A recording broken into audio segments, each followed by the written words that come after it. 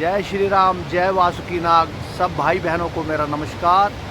तो मैं एक बार फिर वीरेंद्र राजदान आपके सामने 2 दिन से मैं आपसे इसलिए नहीं मिल पाया क्योंकि मेरे घर में एक सुंदर कन्या ने जन्म दिया है और वो बच्ची जो है मेरी पोती है और मैं अब दादा बन गया हूँ। नाना तो बहुत पहले ही बन चुका था, लेकिन अब मैं दादा भी हूँ। एक कन्या का लक्ष्मी आई है घर में, बहुत खुशी है इस बात की।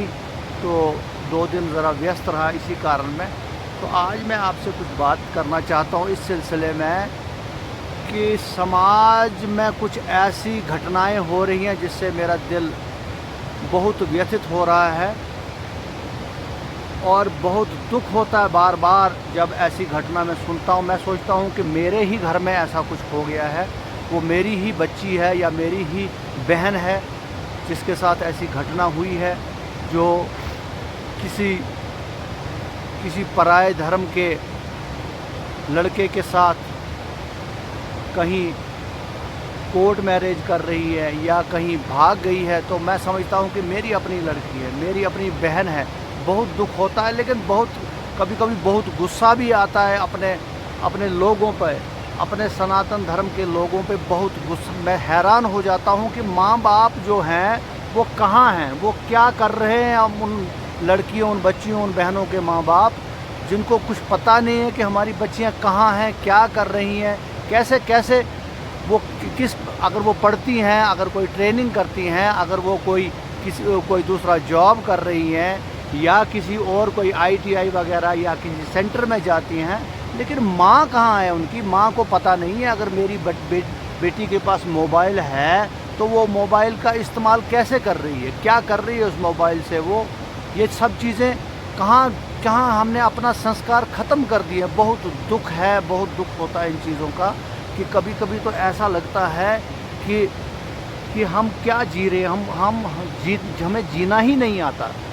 हम पैसे के लिए, पैसे की होड़ में कहाँ जा रहे हैं, हमारे बच्चे क्या कर रहे हैं, इन चीज़ों को कोई पता नहीं।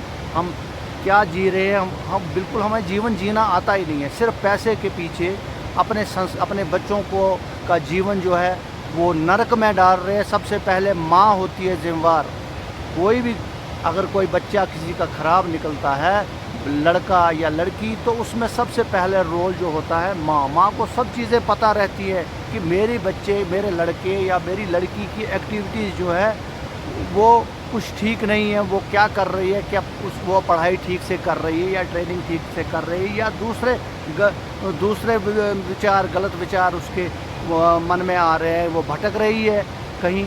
तो ये चीज़ें हम लोग ध्यान नहीं रख रहे हैं इन चीज़ों का हम बिल्कुल भी ध्यान नहीं रख रहे हैं। और बाप का भी रोल है, लेकिन थोड़ा सा कम है। लेकिन कुछ ऐसे भी केसेस होते हैं, ऐसे भी घर हैं कि बाप को कुछ पता ही नहीं रहता। वो अपने ही, चाहे वो किसी भी फील्ड में है, वो अपने ही नशे में रहता, वो किसी दूसरी बुराइयों में, कहीं शराब के नशे में पड़ गया या किसी और चक्कर में पड़ गया है। तो घर का जो वातावरण है सब कुछ बिगड़ गया है। हमें इस दौर में, आज के दौर में भी अगर हमें ढंग से जीना नहीं आएगा, जब मोदी जी और योगी जी जैसे अवतार पुरुष इस देश का उद्धार कर रहे हैं, सनातन धर्म की जय जयकार करवा रहे हैं हर जगह, तो हम क्या कर रहे हैं। पूरी आज की सरकार ने पूरी फैसिलिटीज़, जितनी स्कीमें, जितनी योजनाएं आज की मोदी सरकार में एक BPL परिवार को, एक गरीब को मिल रही हैं, तो उतनी तो मुझे लगता है कभी हो ही नहीं सकती। लेकिन उन चीज़ों का, उन फैसिलिटीज़ का, उन स्कीम्स का हम फ़ायदा उठाने के बजाय नुकसान करवा रहे हैं अपना। अगर हमें राशन मिलता है फ्री, अगर हमें स्कूल के बच्चों की किताबें मिलती हैं, अगर घर फ्री मिल रहा है, अगर हमें इलाज फ्री मिल रहा है, तो हमने अपना कामकाज बिल्कुल हमने छोड़ दिया।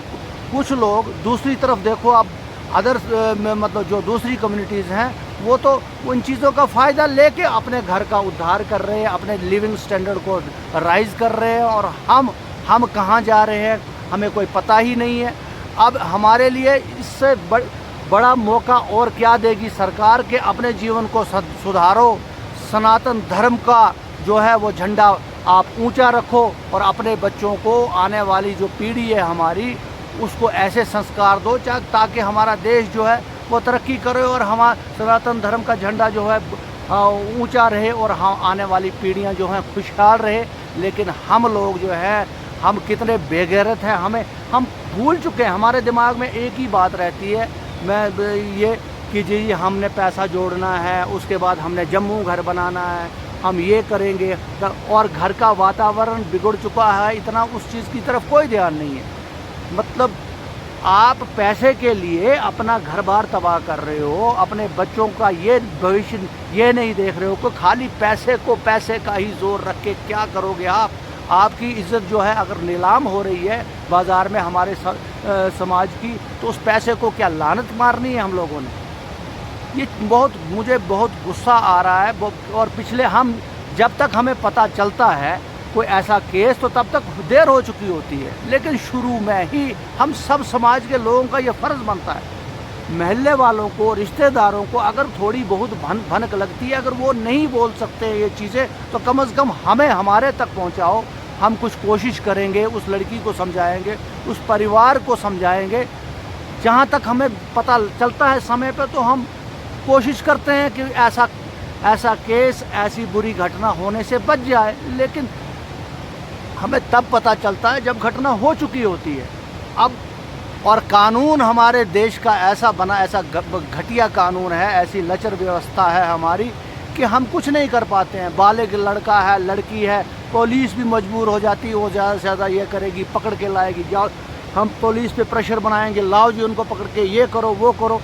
लेकिन आखिरकार जब वो लड़के दोनों बालिग होंगे और वो जब जज के सामने अदालत में पेश होंगे, तो वो बोलेंगे हमने शादी करनी, तो हमारा कानून उनको इजाज़त देता है, चाहे वो किसी भी धर्म के हों। तो हम उस वक़्त मजबूर हो जाते हैं, बेबस हो जाते हैं। होता आखिर में जब वो पछताता, वो ऐसे केसेस जो होते हैं, जब हमारे हिंदू सनातन धर्म की लड़की किसी दूसरे मज़हब में शादी करती है, तो आखिर बाद में वो पछताती है। ऐसे पूरे देश में ऐसे केसेस हो रहे हैं।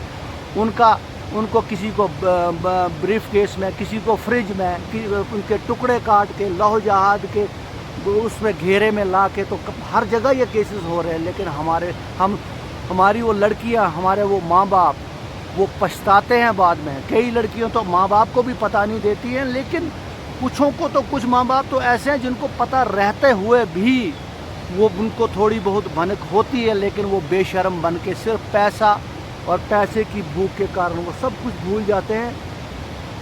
मुझे तो रोना आ जाता है कभी कभी ऐसी बुरी व्यवस्था, ऐसी हालात देखकर। लेकिन हम वहीं तक कर सकते हैं जहां तक हमें पता चलता है। कुछ इनिशियल स्टेजेस में कोई ऐसे केसेस होते हैं जिनको हम कोशिश करते हैं, लेकिन एक बार जब पूरी जो सब कुछ हो चुका होता है, लड़की अपने घर से निकल चुकी होती है और उनके बहकावे में आके कहीं दूर भाग चुकी होती है और वहाँ से शादी करके आते हैं कोर्ट मैरिज, तो हम लोग सिर्फ अफसोस के सिवा कुछ नहीं कर सकते। शर्म से सिर झुक जाता है हमारा, और हम अपने आप पे लानत बरसाते हैं कि हम कहाँ थे, हमें क्यों नहीं पता चलता। लेकिन मेरी प्रार्थना रहेगी सब लोगों से, जितने भी, खासकर विशेषकर महिलाओं से मेरी प्रार्थना रहेगी कि उन बच्चों को समझाओ, जो अगर आपको लगता है आपके रिश्तेदारों के कोई बच्चे हैं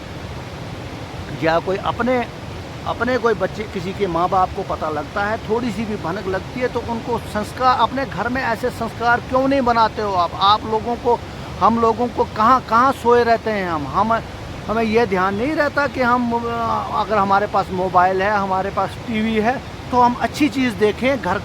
घर में पूजा पाठ हो, घर में रामायण और गीता पढ़ाई जाए, घर में अच्छे धार्मिक प्रवचन जो हैं वो आते हैं टीवी पर, वो सुने जाएं।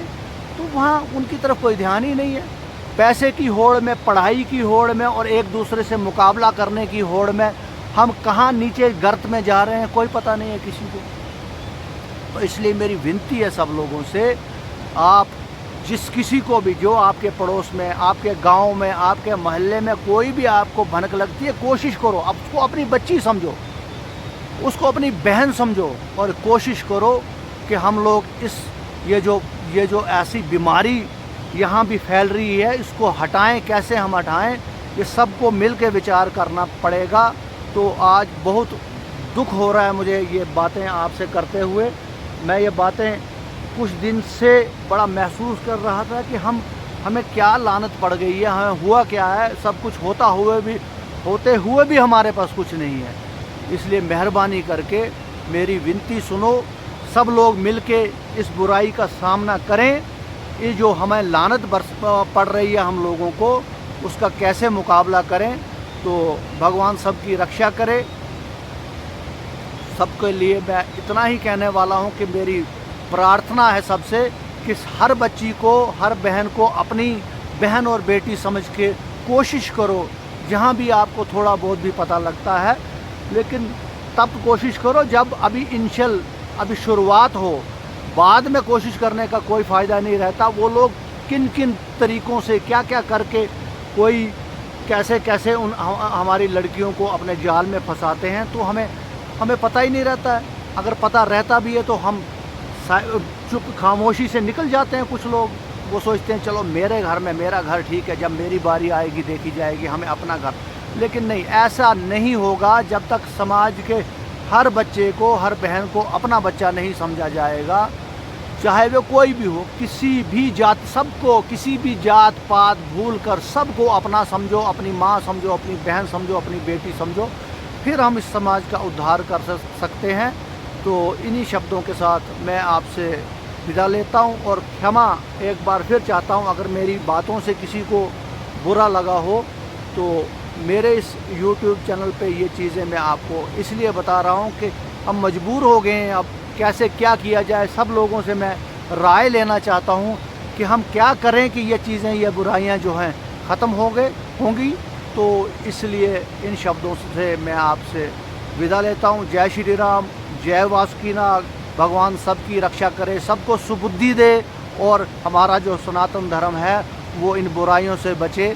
धन्यवाद।